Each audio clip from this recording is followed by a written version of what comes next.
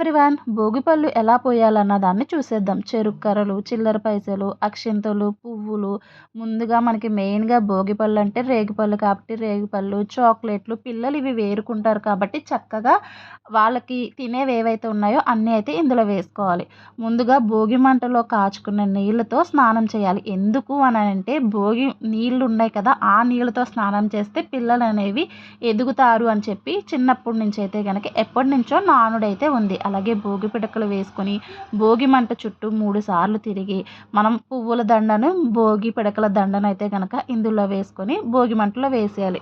మీకు ఇవేవీ లేవనుకుంటే ఒక్క పిడక గానీ, 3 గానీ, 5 పిడకలు గానీ ఇందులో వేసుకొని చక్కగా మామూలుగా ఉన్నవాళ్ళు కూడా దండం పెట్టుకోండి. ఫైనల్‌గా ఆ బూడిదని కొంచెం బొట్టు కింద వేసుకోండి.